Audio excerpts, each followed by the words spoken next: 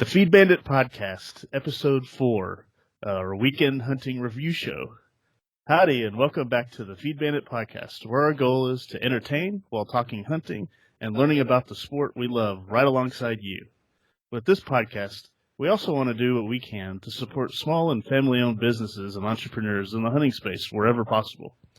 We believe they are the lifeblood of our economy and our communities, and hope that you agree with us about the importance of lending our support. Along those lines, are you a small business, feed store, gear manufacturer, or inventor, or an early stage or serial entrepreneur in the hunting space? Would you like to get more exposure to potential customers by being featured on the Feed Bandit podcast? If so, please let us know. Go to feedbandit.com/promote and drop us a line. We'd love to discuss what we can do for you and your business. Again, that is feedbandit.com/promote. And for you fellow hunters out there, do you want special access to new and innovative hunting gear? Well, if so, we're in the process of putting together an exclusive collection of small businesses and entrepreneurs in the hunting space to bring our community the best, newest, and most innovative products available. Limited access will be granted through our email list, so be sure to join the hunt. And when you join, you'll get our free ebook of unique hunting tips and tricks for both beginning and experienced hunters. You'll also receive hunting news, tips, supplier giveaways, gear promotions, and much more. We know you probably already get a lot of spam, so we promise to only send you cited-in information that you care about. So don't miss out, and be sure to join the hunt at feedbandit.com/join. Again, that's feedbandit.com/join. And finally, if you like this podcast, please give us a review on iTunes and tell all your buddies about it. That'll really help us out. Thanks. All right, howdy, everybody. Welcome back to the Feed Bandit Podcast. I'm your host, Jimmy Byrne, and I'm joined by my compadre, Richard Kinchlow. How are you, sir? Good, sir. Good evening to everybody out there in podcast land. Yes. So we're doing this on a Sunday evening, and today we wanted to do a sort of a hunting, the first of many, we think, hunting review shows, and talk about some of the hunts that went down this weekend. Talk about, I wasn't there, unfortunately, this weekend, but Richard's going to give us an overview about how it went with dove hunting, how the weather affected things, talk about some of the tips we've talked about in some previous shows and in our blogs, and just kind of really just have a discussion about, number one, what did I miss out on? Unfortunately. But yeah, I guess we just jump right into it. Where do you want to start? Yeah, we'll start, logical place. We'll start at the beginning. Had an opportunity to go to the place that we hunt, and be able to tie it in with a work trip, earlier in the week. I believe it was, got there Wednesday night at some point. And, wanted to try to do a little dove hunting. The weather conditions were as follows. It was hot, steamy. I think it was probably 92, 93. So obviously it could be a heck of a lot worse. It was relatively windy, and I'd say partly cloudy. Okay, more on the sunny side. So it hadn't started raining down there. No, it definitely had not started raining, and then that's why I was talking about what was coming, and then seeing what happened before it. I think is just huge, because again, as Jimmy alluded to, it really proves that we kind of do know what we're talking about, some of this stuff. Because the hunting was outstanding earlier, and then boy, it just nosedived like a shot bird. Let's put it that way. But we'll talk about it, because there's some good things to learn, and then obviously, regardless of the fact that we did not do very well this past weekend proper, the fact that we were out there, was obviously was what was the true spoils of the weekend. Obviously you'd love to go home with a bag full of birds, but again, being out there in the wilderness, there's nothing like it. So, again on Thursday it was definitely hot. I guess the heat index was definitely getting up there. So, our friend and I decided to hit our one of our tanks that we normally hunt over and typically do quite well over. And I guess we showed up probably about 5:30 or so, 5:30, 6 o'clock, and then right when we hit the gate, we saw a lot of doves, so we knew that we knew it was going to be special. You know, how special we didn't really know, but boy, oh boy, we put our decoys out, and I got comfy in my Mac Daddy Caddy, which I am still absolutely obsessed with, by the way. And we started blasting away. When it was all said and done, I think I was done by. It probably took me about 45 minutes to get my limit. I shot probably a box and then a couple and another box and again, I've been doing this for a long time, so I consider myself a decent shot. But we also had a lot of opportunities to take good shots. So again, so limited. So that's Yep. quite the difference from the weekends Big before. absolutely. And so lessons learned. You know, what did we learn? Why was it this way? Well, a couple things. First of all, again, you look up just north of the state, and the other states are north of Texas, and it's starting to get cool. I definitely noticed a lot of the birds that we dropped were not local birds. Okay, these were big birds, and we call them Kansas birds or migratories, whatever you want to call them. And sure enough, when we got to actually processing them, you could definitely see all that yellow fat on them, and that is an indication that they've been in the agricultural fields, things of that nature. So we definitely had migratory birds. We just happened to catch them. They were feeding at local fields where we hunt, and they just happened to choose that water hole. So it was just outstanding. A lot of fun. Our friend also ended up limiting. It took him a little bit longer. It always does. It does. Yeah, probably shot a couple of boxes. But hey, we had a great time. Real rewarding. And I actually got a lot of really good footage on my GoPro. So once I figure out how to get all that online, please check out our YouTube page. You'll see a lot of me, and it's actually kind of crazy. You know, if you listen to these podcasts, you know I'm kind of obsessed with dove hunting. Well, apparently, been reviewing some of this footage from these GoPro cameras. I'll sit there and talk to myself. I'll sit there, come to daddy. I see you. Come on this way. And I don't even know I'm doing it. I mean, it's crazy. So, yeah. So it was, anyways, it was an outstanding hunt. Obviously the best hunt of the season. So far. Yeah, so far. Right. So and something that just not to take a step back here, but we talked about that. I think it was on podcast 3 that in late September you start to get some weather changes. And boy, this was a great a great example of it. We had a substantial amount of rain come in. We also had a cold front, so it's it definitely made things interesting. So, you mentioned our our YouTube channel. Yes. We definitely encourage everyone to get on to YouTube, and it's just Feed Bandit is our YouTube channel, and we plan on posting a lot of little videos out there, whatever we can of when we're hunting, or maybe if we're out working, give you some tips and kind of show you what we do out on the land. And so, just go to search Feed Bandit on YouTube, and then just we'd appreciate it if you subscribe to the channel and hit that alert bell, and you'll be notified whenever we post new videos. So those will be coming out hopefully pretty steady throughout hunting. Well, hopefully pretty steady all the time. So Yep. But anyway. Yeah, the more videos we put out, that means the more fun we're having. Right. That we can get out.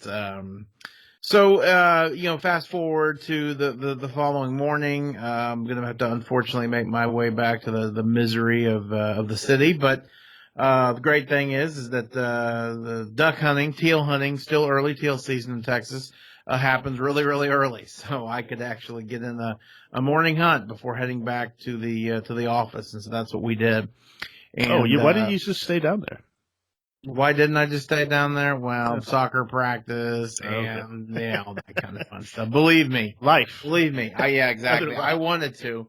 Although it's funny because later that would be Thursday afternoon. Another one of our friends went down to the place we hunt, and it started to rain. So he was definitely not happy about that, and then the bird shut down. So here again, I slaughtered them on Thursday night, and then, or no, excuse me, on Wednesday night, and then Thursday night they're absolutely just nothing. Again, it was because of the rain. It's something Just the I luck of the meant. draw sometimes. I guess. Well, it is, and I also think that when it just gets super cloudy like that, and then there's rain, they just don't like to fly, especially the water. Is what I found, and those are local dove and migratories. They just seem to kind of hunker down. So, and actually, we'll talk a little bit more about that because I had to kind of contend with that also this weekend. But so Thursday morning, we wake up and we decide to go on again an early season teal hunt. So we have on the place we hunt, we have a 10-acre tank. Unfortunately, now it's about 5 acres. And then really unfortunately is there's just not a lot of places we can hide. So we were able to find some weeds and grass that had grown up. And then we're able to throw a couple of decoys out there, and then a mojo dove, and that's another little tip for teal season. Put those out there and see what happens. Teal and especially early season teal are real susceptible to motion decoys. So, a lot of folks go out there and they'll actually buy a dedicated teal decoy for their spread, a mojo teal. So it's the moving wings and whatnot. And of course, if you want to do that, you certainly can. But we use our dove mojo decoy out there, and it works just as good. So they really can't tell the difference, or if they can tell the difference, we ended up dispatching them before they can tell the difference. So, or at least react to that. So, Now remind me, you mentioned you had a hard time finding a place to hide. Yes. Is it this year or last year that you retired your that duck blind that you built? Well, yeah. So we had the one we made out of PVC. Yeah, the PVC. That every time my dog would go crashing through, she'd take half of it with us. That was the same one that we drank. Each a case of beer while building. Oh, the big one on skids. Yeah, the hut. Yeah. I won't say the first name, but no. Actually, the hut. We didn't have to use it last year. So, but no, it actually is out, and that's where I hunted in this morning. And I'll tell you about that. So, but yeah, so what Jimmy's talking about is that oftentimes when the tank is full, we normally have natural places to hide, and obviously we prefer that. If you can blend into your environment with good camo and whatnot, it's a lot more effective. But sometimes in years like this, when you just have nowhere to hide, and again you're hunting on these big open ponds, you got to make something. So we actually made, and we'll get some pictures of it next time we go down. We actually made a duck blind. It's got a little roof on it. It fits about 3 fellas and the dog and all the gear. And we actually put it on skids so that, if we really had to, we can pull it out there with an ATV. So kind of an ingenious idea. And anyways, it's been a lot of fun. So my daughter and I hunted this morning. So anyways, rewinding back to Thursday morning, typically early season teal on the place that we hunt, we don't get volley after volley and flights of birds. We normally get, 3 at the most, and they'll average from 2 birds. I mean, a couple of years ago, I had a group of probably 25 come in. So, but anyways, it really lasts for only about, maybe 30 or 40 minutes, and then typically you're done. And something we'll talk more about as the big duck season comes, but it's the same thing there. Duck hunting at the place that we're at, it's not prime. We're not in the panhandle. We're not on the coast. So, we have kind of a narrow window, but it's still fun. What's the teal limit? Right. So the teal limit in for early season teal is going to be 6 birds per man. And I believe that's 6 birds a day, 12 in your possession. Mm-hmm. And that's actually up from what I believe was 3 birds per man. And I believe that the early teal season used to be 2 weeks. Now I think it's 4 weeks, man. So that's a great So sign. there's a lot of teal out there. There really are. There really are. Yeah. Yeah, they really are, and they're the first ones down.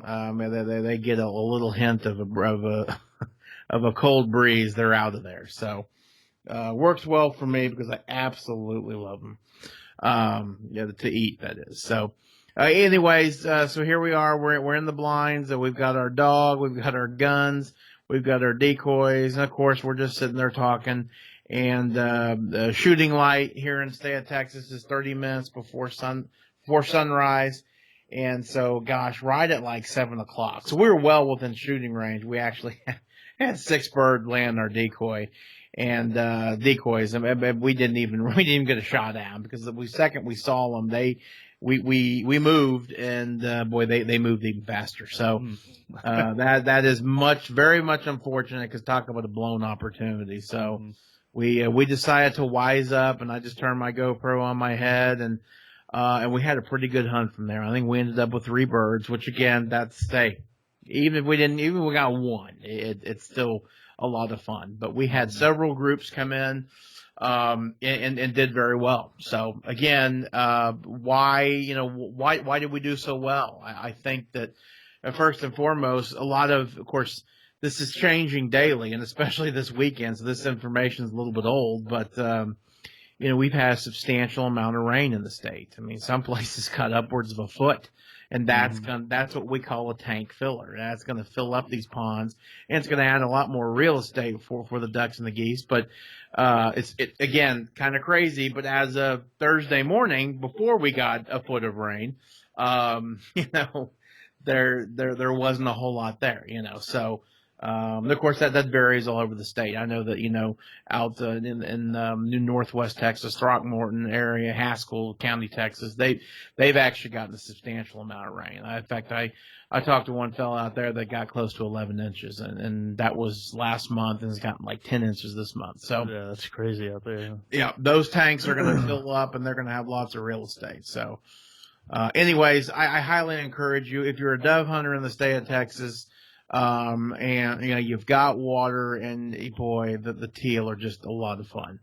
A lot of fun. I will share a little tip from you, and this is something that was kind of crazy.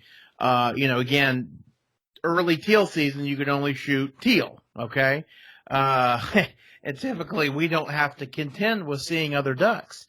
Well, after we had that first missed opportunity, we were really itchy, we were at the ready, and lo and behold, we have 2 birds come in, and my buddy and I are sitting there staring at them, and thank goodness we knew what we were looking at, because they weren't teal, they were mallards. It was a hen and a drake. That could have been a very expensive mistake, obviously. Well, now, did you notice them when they landed, or could you tell in flight? So this is that's kind of a part 1. Part 2 is, how do you tell while they're flying? Sure. Yeah. It goes back to something we've talked about in the last couple of podcasts: experience. You've just, once you see them up there, you kind of know what you're looking at, but it's tough. I mean, it was really low light. And the other thing is the drake actually let out a quack, and we instantly knew that, oh wow, okay, well that's not a teal, because the hen teal makes a really kind of a very unique sort of quack, and then the male teal actually just whistles. So they literally go beep beep beep. So they're pretty recognizable. Like they're backing up. Exactly. Yeah. Exactly. So thankfully, and boy, they gave us a look. If it was big duck season, they'd be in our freezer by now. There's no doubt. So again, it's experience. It's getting out there. It's listening. Understanding what you're looking at, and just being able to identify. So they were actually really great. They landed near our decoys. And so, boy, oh boy, we were like, this is awesome. Those gullible teal are really going to fall for it. So, anyways, we shot a few birds, and then and we headed back to Dallas. So, Fast forward to Friday afternoon, and the rain has come. It is absolutely pouring. But we did get breaks Friday afternoon when we returned, to where it was just cloudy, some storms in the distance. Hunted over water again because unfortunately it's really all we have access to. Didn't have a lot of puddles, things of that nature, so that we that was good. You know, it means they're still going to hit those big main water sources. And the dove hunting was pretty poor. I ended up with 2. One of our other buddies ended up with like 4. You know, still, use that term poor very loosely, of course. But why was it this way? Well, I mean, even though I know we got migratory birds in the area, again, that's the storms, the clouds, the rain, the storms. They just really get them mixed up, and I just have never. Again, this is me, my personal experience. I've never done well with storms, things of that nature. So you're able to get out there, and that's exactly could have been worse. That's exactly it. And I'll post a video again hopefully sooner than later. My geriatric Labrador decided to go for a swim, and she swam to the other side of the tank. It was absolutely hysterical. And I'm trying to yell at her, but she can't hear me because she's basically going deaf from all the shotgun blasts. So, it's fun. It's fun, and she really made the evening enjoyable. Of course, I did end up dropping a bird, and she heard that, and she came running back, and I let her find it. Mm-hmm. So it's fun out there with your best friend, with your dog. So yep.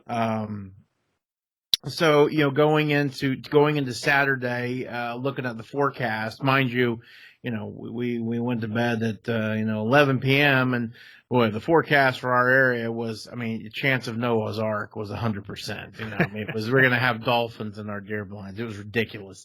They were absolutely basically saying that there is no way in heck that we're going to be able to go out and do any hunting. So I didn't bother to set my alarm.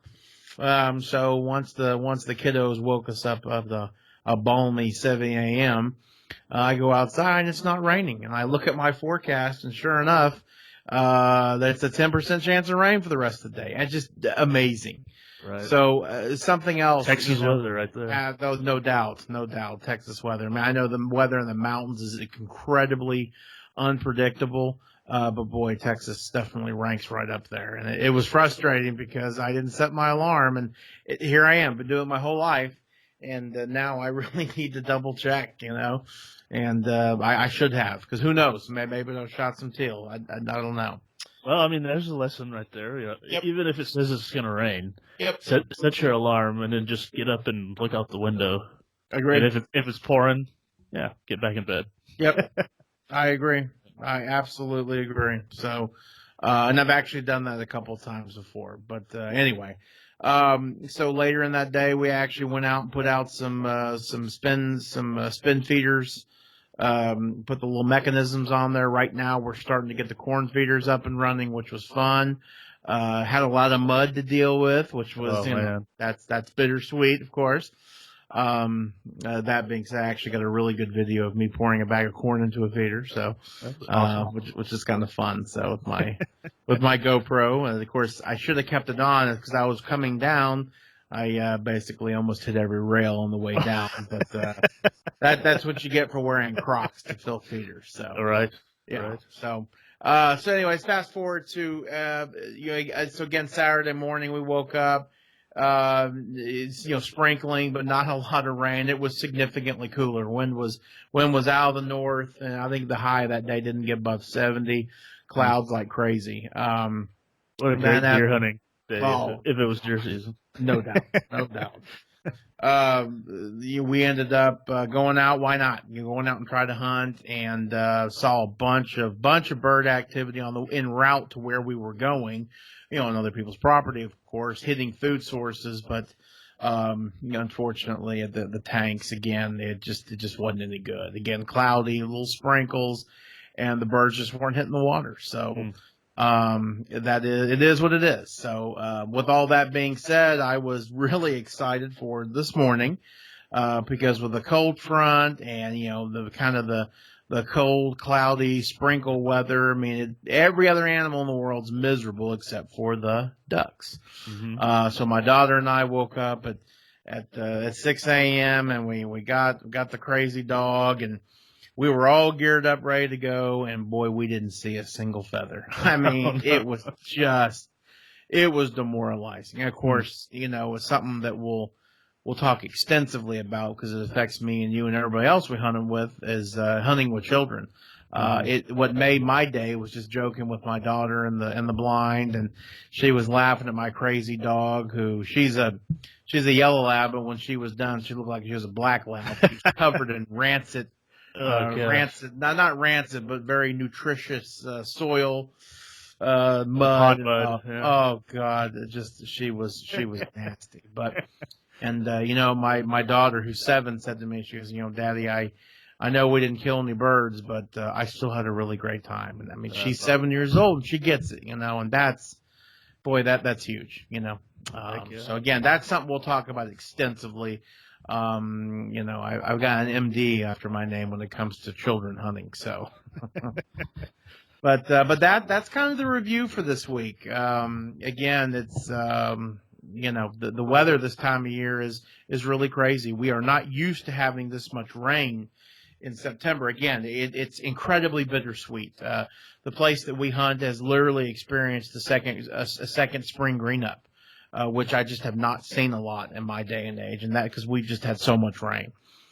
So it's great for the range condition. It's great for all the animals, but boy, it really bungs up people that are hunting over water for dove. But That's okay. There's always next year, and as Jimmy alluded to, our season goes through like November 2nd, something of that nature. So we still got some time.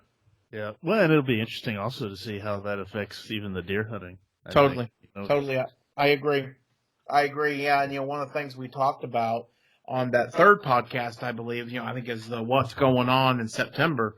And I had mentioned that with all the rainfall that we had, that they really were starting to go away from the feeders. Well, here we are you could call it late September. We've had another substantial amount of rain, and the acorns are coming. Yep. We talked about that at previous. Oh, yeah. Yep. I did drive by one of our corn feeders that's been up and running for a while, and boy, it was just a pot of gold right below it, which again is great. It's supplemental feed. You don't want them on that all the time, but I'm a little surprised the coons or the other feathered corn rats have not gotten to it. So right. Yeah, I don't know. So everything is prospering except for the hunters right now. Awesome. Yep, but it's fun. Looking forward to getting back out there. Awesome. Is there anything else you want to add to that? My friend, I think I'm good. All right. Well, we kind of alluded to this at the beginning, but we want to make this a kind of a regular deal. So we come and we give a recap of how our weekend went, talk about what we saw, what we did, what worked, what didn't, that type of thing. So, absolutely. Everyone listening, just continue to tune in, and you can kind of go through the hunting season with us in that sense. So, all right, well, awesome. So along those lines, everyone out there, if you like what you get here and want more, just a reminder to join the hunt at feedbandit.com/join. Where you'll get our free ebook of unique hunting tips and tricks. Again, that's feedbandit.com/join. And as a reminder to all the small businesses, feed stores, gear manufacturers, and vendors, etc. in the hunting space, if you'd like to get more exposure to potential customers by being featured on this podcast, the Feed Bandit podcast, please let us know. Go to feedbandit.com/promote and let us know there. We'd love to discuss what we can do for you and your business. Again, that's feedbandit.com/promote. And then one last thing, I'd like to ask you guys if you like listening to us, just to jump on over to iTunes and give us a quick maximum number of star review, if you wouldn't mind. That'd really help us out to get the word out to other people. So absolutely. So yeah, I think that's all we got right for now. Thanks everyone, and remember to support your local feed store.